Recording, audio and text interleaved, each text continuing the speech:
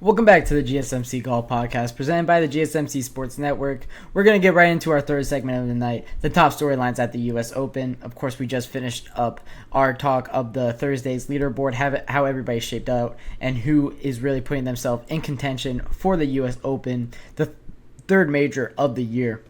Now we're talking about top storylines at the U.S. Open, and this is the biggest storyline I want to talk about here, is the Olympic qualifications. As everybody knows, the Paris Olympics are right around the corner here, and this actually is the final event for the qualifications into the Olympics. And how they do it is the top four official world golf ranking, or the official world golfers by country, will make it into the Olympics, is my understanding for it. Which means right now for the United States of America, the most, of course, the most difficult country to qualify for, the most competitive one. The four that would make it currently for the United States of America would be Scottie Scheffler, of course, world golf number 1. Would be Xander Schauffele, world golf number 2. Wyndham Clark, who is world golf number 4. And then Collin Morikawa, who holds the 7th spot in the official world golf rankings. Now, with a win here at the U.S. Open, Patrick Cantlay can definitely jump Collin Morikawa in the official world golf rankings, as he is currently 9th and Collin Morikawa is 7th. And Patrick Cantlay put himself in a very great position to make it to Paris for the Olympics for golf. And it would be very interesting to see if he is able to qualify. There's from 9 to 12, there are 4 Americans that are all within striking distance if they were to win here, and Collin Morikawa or Wyndham Clark miss this cut. Either of them could kind of drop down here. I don't think Wyndham Clark could drop that much, but if the official world golf ranking does what I think they do and go year by year, right, and cycle through the year, that means Wyndham Clark's U.S. Open is still on his official world golf rankings card, which after this week, of course, it would fall off, and he would drop down. So that would open the door for maybe 2 of these guys, Patrick Cantlay, Max Homa, Sahith Theegala, and Brian Harman to jump. There's also Keegan Bradley at 15th. You also have Russell Henley at 17th, Cameron Young at 19th. If these guys win, they could jump up a lot here, with Collin Morikawa at 7th right now and Wyndham Clark at 4th. It'll be very interesting to see how this all shapes out. Of course, this is the last week of qualification, so we'll find out all the Olympic rosters going into next weekend, and I'll be able to talk about that.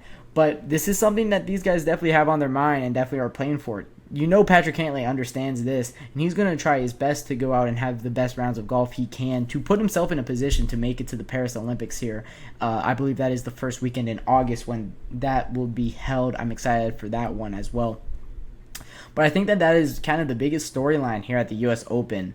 Of course, going along with that is this is a major chance, and this is the, anytime there's a major, it is the most important time for a golfer to bolster up his legacy.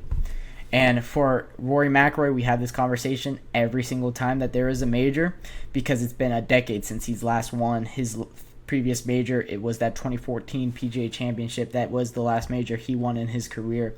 It's been a 10-year drought for him, and he put himself in a great position on Thursday to be able to end that drought. He has been I saw they did a graphic today during the round that last time that he won in 2014 when he won his PGA Championship, he is the only guy in the official world golf ranking from 2014 to be in the official world golf ranking top 10 this time around.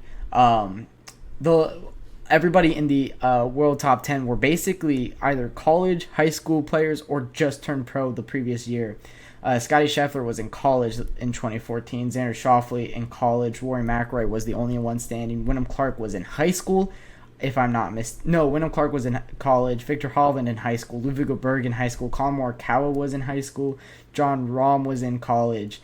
Patrick Cantlay was the only one that was professional at the time, but he was also injured, so he wasn't in the official world golf top 10. And Max Homa, I believe, was in college at the time. So for Rory McIlroy, it is a testament to his longevity and how he has been kind of at the top of the game for a very long time. But once again, he has not won a major since that 2014 season. So this is, I mean, it's about time for him. He put himself in a great position to be able to win it. We'll see what he does in the remainder of this weekend. It is a long 4 days of golf, or 3 days now, golf ahead of him. You do need to play way conservative now because honestly, 7 under, I think might be good enough this weekend for the lead. I expect these guys to have a couple days in the green here that play over par. So we'll see how that plays out, and we'll see if they are able to mitigate the damage when they do have to and able to kind of capitalize. The par 70 U.S. Open Pinehurst number 2 makes it so difficult for these guys to get scoring here. And when it's a very long par 70 at that, makes it even more difficult. So for these guys, it'll be interesting to see how they're able to navigate the days that are a little bit worse conditions than it was today. Today it was very humid out, but it wasn't too windy. I believe it was about 10 miles per hour gusts that we saw today. That was kind of the height of the wind. So it'll be interesting to see going into the weekend how those conditions kind of, alter the play throughout the week. But another top storyline from this is going to be Scottie Scheffler, of course. This guy has won 5 events this entire season. There has not been one time in history. Yes, there has never been a time in history that somebody has won 5 events leading up into a U.S. Open. What he's done this season is absolutely set records, and he is doing stuff that we haven't seen since Tiger Woods and Jack Nicklaus. What Scottie Scheffler does on a week in and week out basis is so consistent. He leads the field in 50 different official tour stats. 50. And those stats range all the way from official money to FedEx Cup points to greens in regulation to ball striking ability to birdies per average to bogeys per card, and I mean everything. He's just at the top of his game. So of course he comes into this weekend being the favorite. He's plus 300 going into Thursday. Now he is still second in the betting odds. He finished today at 1 over. Let me make sure I get that right. He did finish today 1 over, having 3 bogeys and 2 birdies on his card. But he is still second in the betting odds right now at plus 600. And hey, that might not be a bad bet to make. We'll talk about my picks and predictions going into segment 5. I'll give you guys some betting advice going into this weekend here. Before Scottie Scheffler being at plus 600, number 2 on betting odds, and 6 back of the lead right now. I mean, it's a testament to how fantastic his game is at this point. And especially because Rory McIlroy is the one at 5 under. It makes sense if it was just Patrick Cantlay, who first off is official World Golf top 10 either way. But if it was just Patrick Cantlay, or let's say it's like a Tyrell Hatton that's in the lead, kind of a top 30, top 40 guy in the world, and Scottie Scheffler is 6 back on him. That is one thing. Like, that makes sense if he is still second in betting odds. But for it to be Rory McIlroy, the official World Golf number 3, a mainstay of professional golf and has been a leader on the tour for many, many years, for him to be the one in the lead and for him to still have plus 600 odds, Scottie Scheffler is truly special, and he is having a very special year, and that's just a testament to it. So going into the rest of the weekend, Scottie Scheffler is the biggest name to look out for because he definitely can. Another very big storyline for this U.S. Open is Ludwig Berg, who I talk about having the most perfect golf swing and the guy with the most potential on tour right now. He is 24 years old, if I'm not mistaken. Let me make sure I get this right here.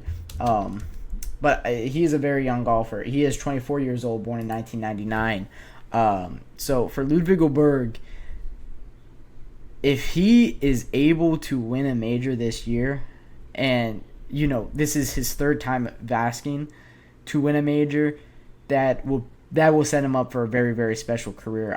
I truly believe he has so much potential and so much ahead of him. He still is making a little bit of rookie mistakes, but that's completely understandable. He was the runner-up at the Masters, and I mean, this kid coming coming out of the gate has been one of the best golfers on tour, and you can really see why a lot of guys are impressed by what he does. Ludwig Åberg can definitely make some noise here at the U.S. Open, and if he were to win the U.S. Open this year, that's scary for the golf world going into the future. He can set himself up to be one of the best golfers of all time, truly, if he were to win a U.S. Open the very first time he is on, he has a chance to do so. So, for Ludwig Åberg, watching him this weekend will be something that's special. He's already at 4 under, tied for third right now, only one back of the leaders. So, we'll see if he is able to keep this going throughout the weekend. Of course, Xander Schauffele and Scottie Scheffler going for their second major of this year is something else to look out for. Xander Schauffele finishing even to par, and Scottie Scheffler finishing 1 over, 5 and 6 back of the lead, respectively, for those guys. So we'll see what they're able to do going forward into the rest of this weekend. And those are the top storylines at the U.S. Open. We're going to take our third break of the night, and when I come back, I will be talking about the history of Pinehurst number 2, who has historically played well there, and what that can kind of tell us about this year's field.